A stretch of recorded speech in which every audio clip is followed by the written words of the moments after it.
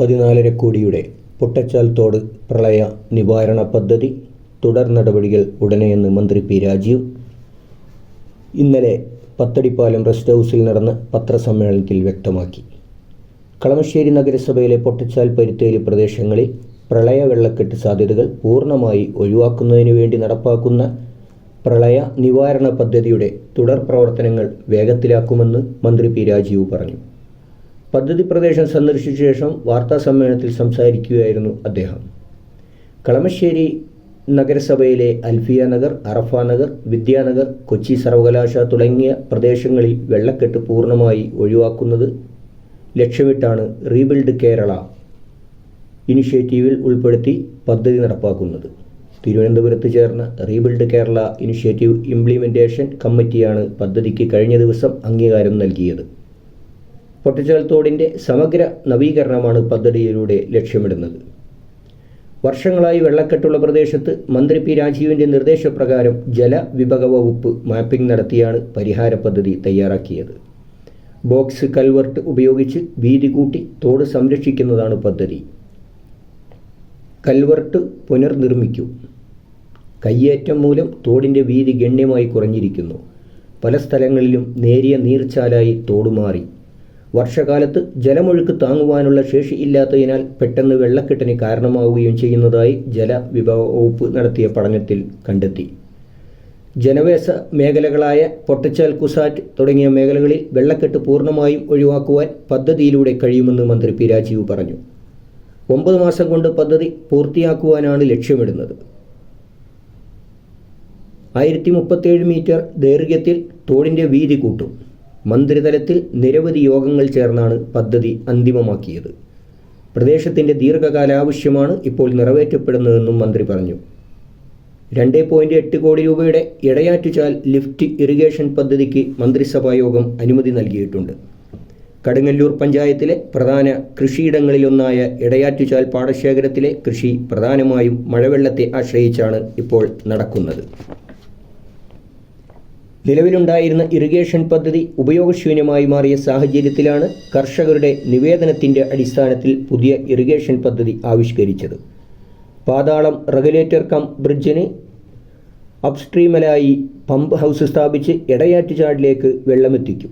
ഇതോടൊപ്പം നബാർഡിൽ ഉൾപ്പെടുത്തി 1.3 കോടി രൂപയുടെ തോട് ആഴം കൂട്ടൽ, ഭൂവസ്ത്രം വിരിക്കൽ പദ്ധതിക്കും അനുമതിയായി.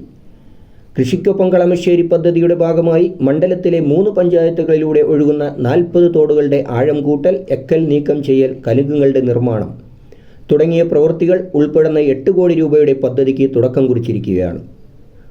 ഓപ്പറേഷൻ വാഹിനി, നറണിത്തോട് ശുചീകരണം എന്നിവയ്ക്ക് പിന്നാലെ 3 പഞ്ചായത്തുകളിലെ തോടുകളുടെ പുനരുദ്ധാരണം ലക്ഷ്യമിടുന്ന പദ്ധതി കൂടി നടപ്പിലാക്കപ്പെടുന്നതോടെ ഏറ്റവുമധികം തുക ജലാശയ സംരക്ഷണത്തിനായി ചെലവഴിക്കുന്ന മണ്ഡലമായി കളമശ്ശേരി മാറി.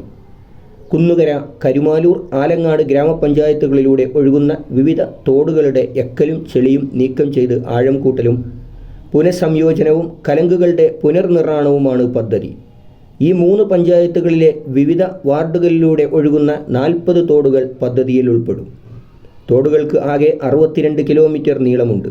ആലങ്ങാട് പഞ്ചായത്തിലെ 22ഉം കരുമാലൂർ പഞ്ചായത്തിലെ 12ഉം കുന്നുകര പഞ്ചായത്തിലെ 6ഉം തോടുകളാണ് നവീകരിക്കുക. 3 പഞ്ചായത്തുകളിലെയും പ്രധാന ജലസ്രോതസ് ആയിരുന്ന ഈ തോടുകൾ എക്കലടിഞ്ഞ് പ്രവർത്തനക്ഷമതയല്ലാതെ ആയി മാറി. ഇതിനെ തുടർന്നാണ് മന്ത്രിയുടെ നേതൃത്വത്തിൽ പദ്ധതിക്ക് രൂപം നൽകിയത്. ഈ മേഖലയിലെ 56.39 ഹെക്ടർ സ്ഥലത്ത് കാർഷിക ആവശ്യത്തിനായി ഈ തോടുകളെയാണ് ആശ്രയിച്ചിരിക്കുന്നത്. ചെളിയടിഞ്ഞ് ഉണ്ടാകുന്ന വെള്ളക്കെട്ട് മൂലം ജനജീവിതത്തിനും ഏറെ പ്രയാസം നേരിടുന്ന സ്ഥിതിയുണ്ടായി. തോടുകളിൽ വെള്ളം കെട്ടിക്കിടന്നതിൻ്റെ ഭാഗമായി ഉറവകൾ തടസ്സപ്പെടുകയും ജനങ്ങളുടെ കുളം, കിണർ എന്നിവകളിൽ വെള്ളം എത്തുന്നത് മലിനമാവുകയും ചെയ്യുന്ന അവസ്ഥയും സംജാതമായി. ഈ സാഹചര്യത്തിലാണ് കൃഷിക്കൊപ്പം കളമശ്ശേരി പദ്ധതിയുടെ ഭാഗമായി 3 പഞ്ചായത്തുകളിലെ തോടുകളുടെ പുനരുദ്ധാരണത്തിന് പ്രത്യേക പദ്ധതി ആവിഷ്കരിച്ചത്. ഈ തോടുകളിലൂടെ വെള്ളം കടന്നു പോകുവാനുള്ള വ്യാപ്തി കുറവായതിനാൽ നിലവിലുള്ള കലുങ്കുകൾ പുനർനിർമ്മിക്കുന്നതും പദ്ധതിയുടെ ഭാഗമാണ്. ചില കലുങ്കുകൾ തകർന്ന അവസ്ഥയിലുമാണ്. പഞ്ചായത്തിൽ പോത്തട്ടത്തോട്, പൂന്തുരുത്തുതോട് എന്നിവയിലേക്ക് ഓരുവെള്ളം കയറുന്നത് തടയാനായി സ്ലൂയിസുകൾ നിർമ്മിക്കുന്നതും പദ്ധതിയിൽ ഉൾപ്പെട്ടിട്ടുണ്ട്. ഏലൂർ നഗരസഭയിലെ തോടുകളുടെ ആഴം വർദ്ധിപ്പിക്കുവാനും കൽവർട്ടുകളുടെ പുനർനിർമ്മാണത്തിനുമുള്ള 2 കോടിയുടെ പദ്ധതി അന്തിമഘട്ടത്തിലാണ്. മണ്ഡലത്തിലെ പ്രധാന തോടുകളിലൊന്നായ നരണിത്തോട് ശുചീകരിക്കുന്ന 1.32 കോടി രൂപയുടെ പദ്ധതി നേരത്തെ പൂർത്തിയാക്കിയിരുന്നു. മാമ്പ്രാത്തോട് 27 ലക്ഷം രൂപ ചെലവഴിച്ച് ആഴം കൂട്ടി വൃത്തിയാക്കി. ഓപ്പറേഷൻ വാഹിനി പദ്ധതിയുടെ 3 ഘട്ടങ്ങളും കളമശ്ശേരി മണ്ഡലത്തിൽ പൂർത്തിയാക്കി. കാർഷികാവശ്യത്തിനും വെള്ളക്കെട്ട് തടയുന്നതിനുമായി ഏറ്റവുമധികം തുക ചിലവഴിക്കുന്ന മണ്ഡലങ്ങളിലൊന്നാണ് കളമശ്ശേരിയെന്ന് മന്ത്രി പി രാജീവ് പറഞ്ഞു. പോട്ടച്ചാൽ തോട് പ്രളയ നിവാരണ പദ്ധതി യാഥാർത്ഥ്യമാകുന്നതോടെ ഏതാണ്ട് വിദ്യാനഗർ, VR തങ്കപ്പൻ റോഡ് തുടങ്ങി ഇടപ്പള്ളി തോടിലേക്ക് എത്തുന്ന ആ പ്രദേശത്തുകാർ മുഴുവനും വലിയൊരു ദുരന്തത്തെയാണ് ഇത്രയും നാളും അഭിമുഖീകരിച്ചു കൊണ്ടിരുന്നത്. ഇനിയൊരു ദുരന്തം ആവർത്തിക്കാതിരിക്കട്ടെ. ഈ തോടിൻ്റെ ഇരു കരകളിലും പ്രദേശത്തും താമസിക്കുന്നവരുടെ ദുരിതം നാം ഏറെ ചർച്ച ചെയ്തതാണ്. അതിനൊരു പൂർണ്ണ തോതിലുള്ള പരിഹാരമാണ് യാഥാർത്ഥ്യമാകുവാൻ പോകുന്നത്. കേരളത്തിൻ്റെ ബഹുമാന്യനായ വ്യവസായ, നിയമ, കയർ വകുപ്പ് മന്ത്രിയും കളമശ്ശേരിയുടെ MLAയും ഈ പ്രദേശത്തുകാരനുമായ മന്ത്രി പി രാജീവിൻ്റെ ആത്മാർത്ഥമായ ഇടപെടലാണ് ഇത്രയും വിപുലമായ ഒരു പദ്ധതി ആവിഷ്കരിച്ച് നടപ്പിലാക്കുവാൻ ഉള്ള സാഹചര്യം ഒരുങ്ങിയത്. ഒരു ജനപ്രതിനിധി എങ്ങനെയാണ് തൻ്റെ പ്രവൃത്തി മണ്ഡലത്തിൽ തന്നിൽ അർപ്പിതമായ ഉത്തരവാദിത്തം ഏറ്റെടുക്കുന്നത് എന്ന് ഇതുപോലുള്ള ജനോപകാരപ്രദമായ വികസന കാഴ്ചപ്പാടാണ് തെളിയിക്കുന്നത്. വികസനം എന്നത് മുകൾ തട്ടിൽ നടപ്പിലാക്കേണ്ട ഒന്നല്ല. ഏറ്റവും താഴെത്തട്ടിലുള്ള ഓരോ പൗരൻ്റെയും ക്ഷേമ ഐശ്വര്യത്തിലൂടെയാണ് അവരുടെ അടിസ്ഥാന പ്രശ്നങ്ങൾ പരിഹരിച്ചതിനു ശേഷമാണ് പൂർണ്ണ തോതിലുള്ള വികസനം എന്ന സങ്കല്പം സാധ്യമാകൂ.